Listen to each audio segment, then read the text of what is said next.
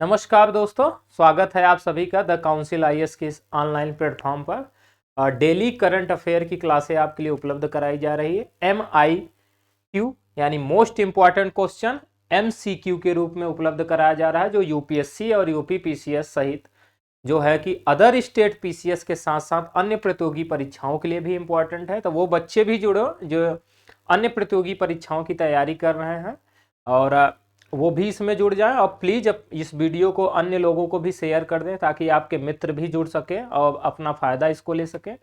और इसका जो PDF है आपको टेलीग्राम चैनल पर उपलब्ध करा दिया जाएगा, आप वहाँ से इसकी PDF ले लीजिए और इसको लगातार लेके चलते रहिए। आपके लिए जो है कि हमारी टीम ने बड़ी ही मेहनत के साथ इन चीज़ों को बना रहे हैं।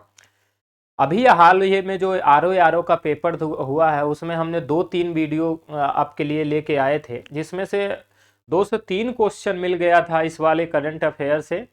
तो ये पता चलता है कि हमारी टीम किस तरह से आपके लिए मेहनत कर रही है। आपको विश्वास इस पे देखना होगा और जमाना होगा और पूरी तरह से आप इस पे निर्भर हो सकते हैं। मैं इसकी कह सकता हूँ आपको कि आपको निर्भर हो जाएं।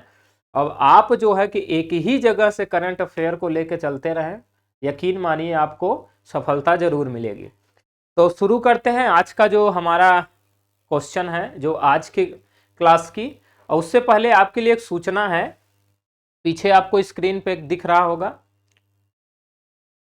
हमारे यहाँ जो है कि 22 नवंबर से एक बैच स्टार्ट हुआ था रणनीतिक परिचर्चा के साथ यूपीएससी और यूपी पीसीएस के लिए, जिसमें कि अपार सफलता के बाद दूसरा बैच स्टार्ट हो रहा है 7 दिसंबर को। कब? 7 दिसंबर को 8:30 बजे दूसरा बैच स्टार्ट हो रहा है, जो बेस्ट फैकल्टियों के साथ आपका मार्गदर्शन किया जाएगा। आप लोग आएँ और इसमें जुड़े और अपने लक्ष्य को सार्थक करें। तो आप लोग आए प्लीज़। रणनीतिक परिचर्चा के साथ ये भी बैच मेरा स्टार्ट हो रहा है, तो आप लोग आकर के इसमें शामिल हो और देखें चीज़ों को, जिसलिए काउंसिल आईएएस जानी गई है, जैसे रिजल्ट दी है आप लोग सभी वाकिफ़ हैं इस चीज़ से। तो आइए जुड़िए। तो शुरू करते हैं आज का जो हमारा पहला क्वेश्चन है, जिसमें हम करंट अफेयर की हाल फिलहाल की घटनाओं का मूल्यांकन करते हैं और उनकी व्याख्या सहित इसका विश्लेषण करते हैं। एक एक शब्दों को अच्छे से हम लोग समझते हैं, क्योंकि यूपीएससी में शब्दों का खेल बहुत ही है। आपको शब्दों का ज्ञान होना चाहिए। उस ढंग से एक ही जगह पर एक शब्द को अंतर करके उसका अर्थ बदल दिया जाता है, उसका क्वेश्चन का प्रारूप बदल दिया जाता है, उसका आंसर कुछ और हो जाता है। बड़ी ही गंभीरता के साथ इसको सूक्ष्म नजर रखने की जरूरत होती है। तो शुरू करते हैं। जो आज का हमारा पहला क्वेश्चन है, हमारा पहला क्वेश्चन है, हाल ही में आयोजित चेरी ब्लॉसम फेस्टिवल के संदर्भ में निम्नलिखित कथनों पर विचार कीजिए। आपको चेरी ब्लॉसम फेस्टिवल के संदर्भ में निम्नलिखित कथनों पर विचार करना है। पहला हमारा कथन क्या है? इसे प्रतिवर्ष नवंबर माह में मेघालय में आयोजित किया जाता है। 2 शब्दों को इस पे आप देखिए, फोकस करिए। प्रतिवर्ष नवंबर माह में मेघालय में आयोजित किया जाता है। दूसरा कथन है कि चेरी ब्लॉसम जीनस प्रूनस वृक्ष का फूल है। 2 कथन दिए गए हैं। पूछा जा रहा है उपर्युक्त में से कौन सा या से कथन सत्य है। सत्य कथन पूछा जा रहा है और ऑप्शन हमारे हैं केवल एक, केवल दो, एक और दो, दोनों, न तो एक और न ही दो। तो ये जो चेरी ब्लॉसम फेस्टिवल है, चेरी ब्लॉसम फेस्टिवल नवंबर माह में मेघालय में आयोजित किया जाता है। अब ये जो चेरी ब्लॉसम है ये प्रूनस वृक्ष का फूल है। इसके अनुसार अगर देखा जाए तो इसके दोनों कथन सही हैं, तो अतः इसका कौन सा सही उत्तर होगा? सी, यानी एक और दो दोनों कथन सत्य हैं। देखिए व्याख्या। 25 से 27 नवंबर 2021, 2 दिन की बात, 25 से 27 नवंबर 2021 तक मेघालय का चेरी ब्लॉसम फेस्टिवल शिलांग में आयोजित किया गया। तो मेघालय के ही शिलांग में इसका आयोजन किया गया। अब यह फेस्टिवल प्रतिवर्ष नवंबर माह में, प्रतिवर्ष कब मनाया जाता है? तो नवंबर माह में शिलांग मेघालय में ही आयोजित किया जाता है। और चेरी ब्लॉसम जीनस प्रूनस वृक्ष का फल है। दोनों कथन आपको यहां पर दिख गए। वृक्ष है जिसे जापानी चेरी ब्लॉसम के नाम से भी जाना जाता है। तो ये जो प्रूनस का वृक्ष है इसको जापानी चेरी ब्लॉसम के नाम से भी जाना जाता है। एक तथ्य आपको यह मिल जाएगा। चेरी ब्लॉसम का वैज्ञानिक नाम अगर देखा जाए तो प्रूनस सेरासोइड्स है। इसका वैज्ञानिक नाम क्या है? प्रूनस सेरासोइड्स है। और इसे जंगली हिमालयी चेरी ब्लॉसम इन ऑटम के नाम से भी जाना जाता है। एक शब्द आपको यहां देखना है, जंगली हिमालयी चेरी ब्लॉसम इन ऑटम के नाम से भी जाना जाता है। और इसके जो फल होते हैं वो खाने योग्य होते हैं, खाने योग्य फल ये चीजें हैं। नेक्स्ट बढ़ते हैं, दूसरा क्वेश्चन हमारा है कि राष्ट्रीय प्रदूषण नियंत्रण दिवस कब मनाया जाता है। दिवस से भी बहुत सारे क्वेश्चन आते हैं कि दिवस कब मनाया जाता है, इसकी थीम क्या रही, तो इसको भी आपको देखना पड़ेगा। तो देखिए, राष्ट्रीय प्रदूषण नियंत्रण दिवस कब मनाया जाता है, 2 दिसंबर, 4 दिसंबर, 5 दिसंबर, 7 दिसंबर।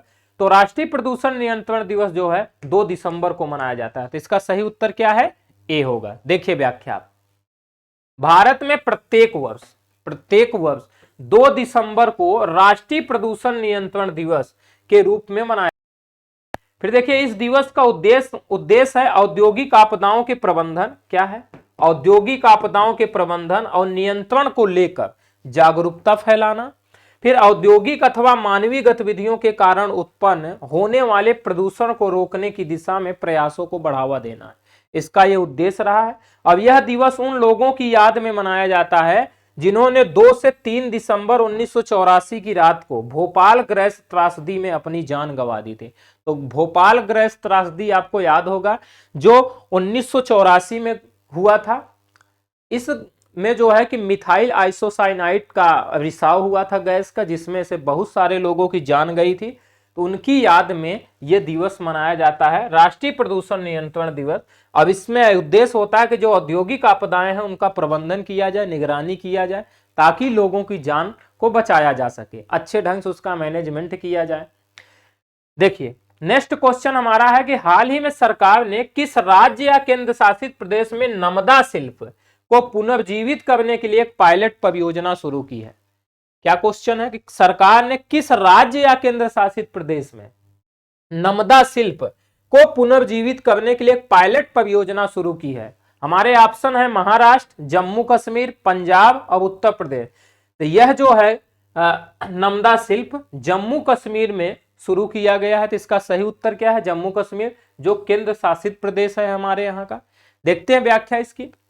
हाल ही में सरकार ने जम्मू कश्मीर में पारंपरिक नमदा शिल्प को पुनर्जीवित करने और बढ़ावा देने के लिए एक पायलट परियोजना शुरू की है। अब इसका उद्देश्य है यहाँ के कालीन निर्यात को 600 करोड़ रुपए, देखिए आप शब्दों को, 600 करोड़ रुपए से 6000 करोड़ रुपए तक का बढ़ाने का प्रयास करना। यहाँ जो जम्मू कश्मीर में कालीन उद्योग लगे हुए हैं, कालीन जो निर्यात यहाँ से होता है, उसको जो है कि 600 करोड़ रुपए से बढ़ाकर के 6000 करोड़ तक ले जाना इसका उद्देश्य रहा है। इस नमदा परियोजना से श्रीनगर, बारामूला, गांदरबल और अनंतनाग सहित कश्मीर के 6 जिलों के 30 नमदा समूहों, 6 जिलों को, कश्मीर के 6 जिलों को 30 नमदा समूहों के 2250 लोगों को लाभ मिलेगा। 2250 लोगों को इसमें लाभ मिलने वाला है।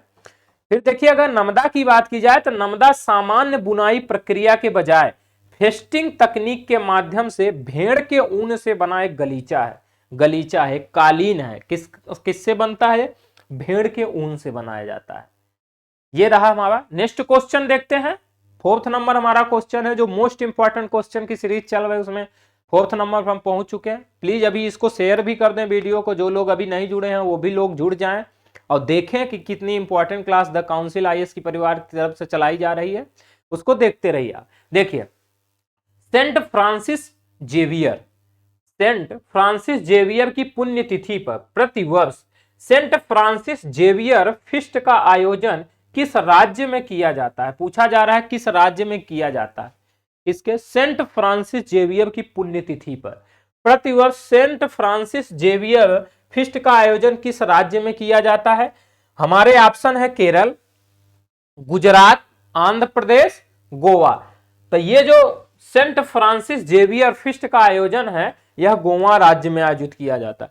कहां पे किया जाता है, गोवा राज्य में किया जाता है। इसका सही उत्तर क्या होगा, डी होगा। देखिए आप, प्रतिवर्ष 3 दिसंबर को, यह भी याद रखना, प्रतिवर्ष 3 दिसंबर को सेंट फ्रांसिस जेवियर की पुण्यतिथि पर गोवा में सेंट फ्रांसिस जेवियर फीस्ट का आयोजन किया जाता है। ऐसा भी पूछा जा सकता है क्वेश्चन कि गोवा में जो सेंट फ्रांसिस जेवियर फीस्ट का आयोजन किया जाता है किसकी पुण्यतिथि पर किया जाता है।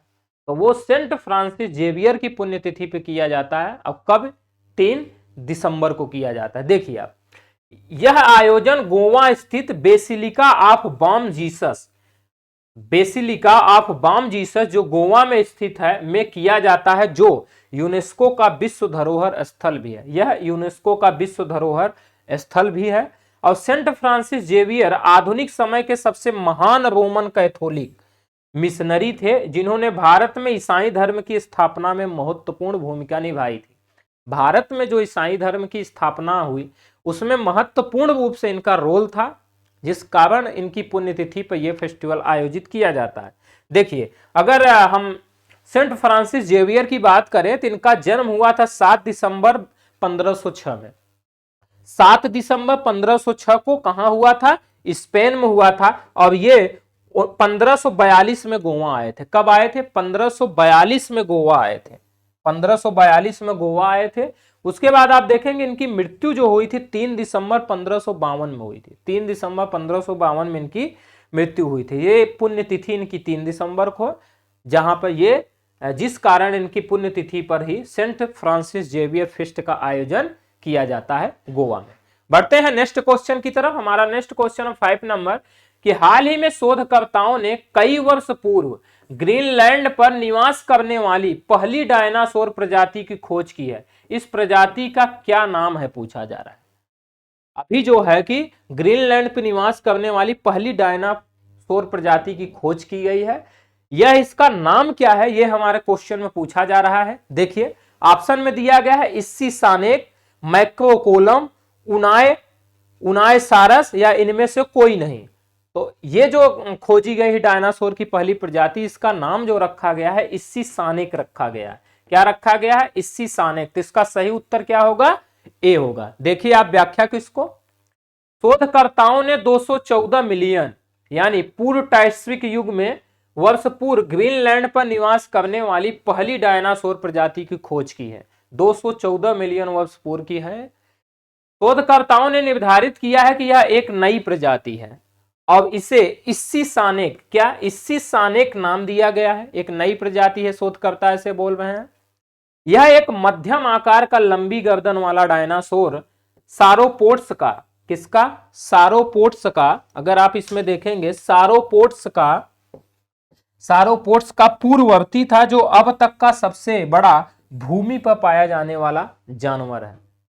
फिर देखते हैं इस्सीसानेक की खोज प्लेटोसारिड सारोकोडोमोर्फ के विकास के बारे में ज्ञान को व्यापक बनाएगी। इसके बारे में जानकारी ये देगी।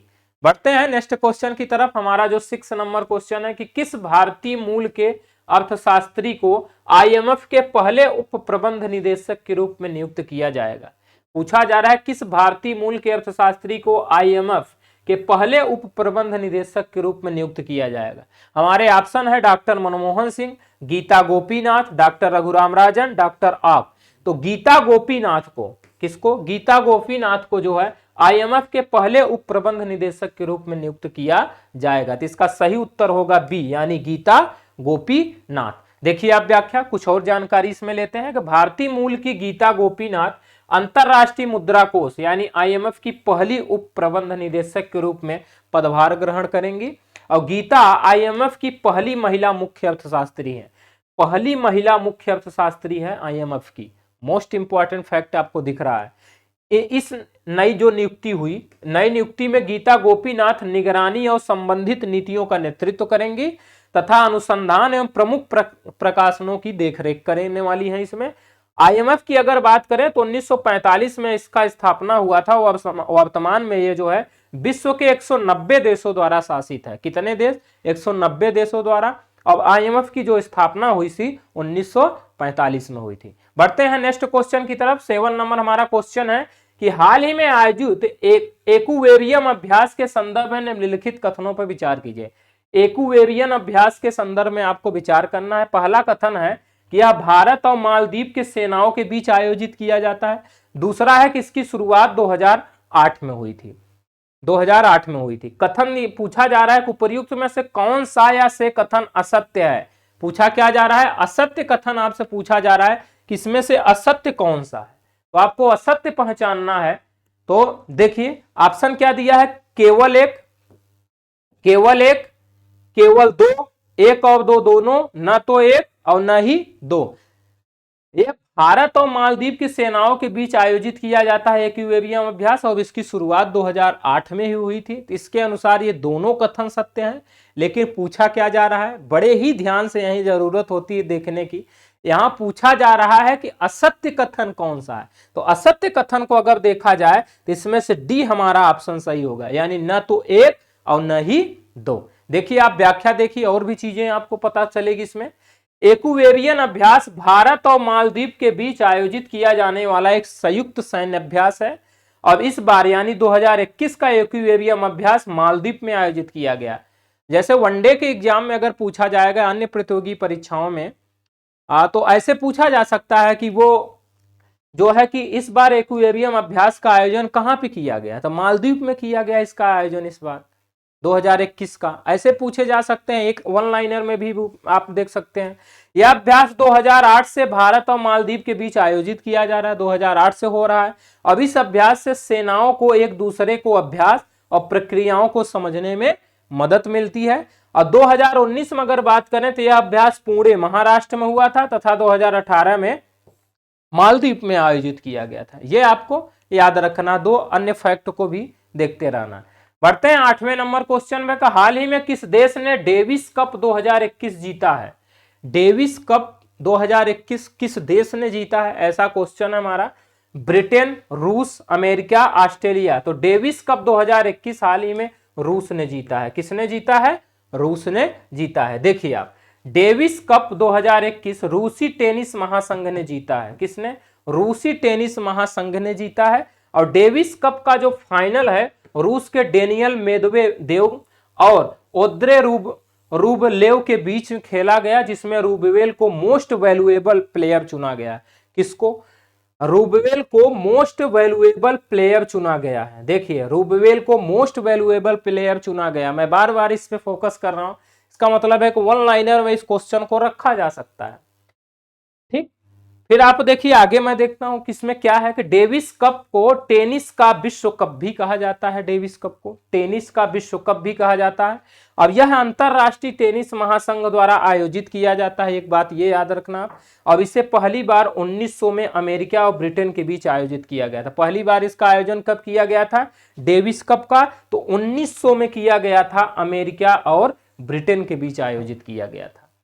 ये अन्य तथ्य रहे। बढ़ते हैं नेक्स्ट क्वेश्चन की तरफ। 9th नंबर हमारा क्वेश्चन है कि हाल ही में किस राज्य में प्रोजेक्ट रीहैब लॉन्च किया गया है? किस राज्य में प्रोजेक्ट रीहैब लॉन्च किया गया है? हमारे ऑप्शन है असम, बिहार, राजस्थान, हिमाचल प्रदेश। तो ये जो प्रोजेक्ट रीहैब है इसे जो है असम में लॉन्च किया गया है। कहां पे? असम में। तो इसका सही उत्तर क्या होगा? ए होगा। देखिए आप व्याख्या और भी चीजें आपको क्लियर होंगी। प्रोजेक्ट रीहैब को असम में लॉन्च किया गया। और प्रोजेक्ट रीहैब मधुमक्खी बाड़ बनाता है। क्या बनाता है? मधुमक्खी बाड़ बनाता है। अब इन बाड़ों में मधुमक्खियां मानव बस्तियों में हाथी के हमलों को विफल करती हैं। आप ये समझिए कि जिस गांव में हाथियों का प्रकोप ज्यादा बढ़ जाता है कि हाथी आकर के वहां पे नुकसान पहुंचाती हैं, तो ये जिस तरह से अगर ये गांव रहेगा तो आपके गांव के किनारे ही मधुमक्खियां बाड़ लगा दिया जाता है। अब यहां से अगर हाथी एंट्री करती है इस गांव में तो एंट्री करना उसका बंद हो जाएगा, जिससे हाथी के प्रकोप से बच सकते हैं। कैसे बंद हो जाएगा कि यहाँ मधुमक्खियों से हाथियों को डर लगता है कि ये कहीं मेरी सूंड में न आ जाए, कि हमें जो है कि जान गंवानी पड़ जाए। तो इस डर से जो है कि ये गांव पे हमला नहीं कर पाती है, तो मधुमक्खी जो बाड़ लगाए जाते हैं गांवों को हमले से बचाने के लिए लगाए जाते हैं। तो प्रोजेक्ट रीहैब जो है असम में जो लॉन्च किया गया है, इसमें जो है मधुमक्खी बाड़ बनाए गए और मधुमक्खी बाड़ बना करके मधुमक्खियां जो है हाथी के हमलों को विफल करेंगी। इस उद्देश्य से असम में इसको स्थापित किया गया। फिर देखिए प्रोजेक्ट रीहैब खादी और ग्रामोद्योग आयोग द्वारा क्रियान्वित की जाती है। किसके द्वारा इसका क्रियान्वयन किया जाता है? तो खादी और ग्रामोद्योग आयोग द्वारा इसका क्रियान्वयन किया जाता है। बढ़ते हैं नेक्स्ट क्वेश्चन की तरफ। 10 नंबर हमारा जो क्वेश्चन है आवाज का अंतिम क्वेश्चन है। देखते हैं इसको। हाल ही में खबरों में रही चॉकलेट बॉर्डर फिल्टर क्या है? चॉकलेट बॉर्डर फिल्टर क्या है? ऑप्शन है हमारे तितली की एक प्रजाति, सुगर फ्री चॉकलेट, मधुमेह निदान हेतु दवा, या सर्प की एक प्रजाति। इसका सही उत्तर है कि यह तितली की एक प्रजाति है। चॉकलेट बॉर्डर्ड फिल्टर जो है तितली की एक प्रजाति है। देखते हैं इसकी व्याख्या।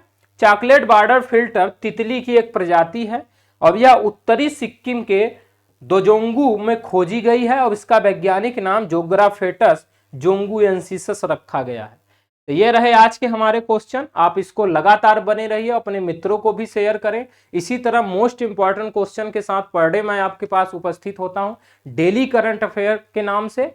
और इसमें आप देखते जाइए और देखते रहिए और इसको जो है कि फैक्ट को आप अपने नोट्स में या पीडीएफ में जो भी मिलती है आपको पीडीएफ यहाँ से उपलब्ध कराई जाती है उसको रखते जाइए, ताकि आने वाला यूपीएससी और यूपीपीसीएस में ये बहुत ही इंपॉर्टेंट होने वाला है। एक ही जगह से आपको करंट अफेयर की चीज़ें मिल जाएगी ताकि अपने लक्ष्य को आप सार्थक कर सकते हैं।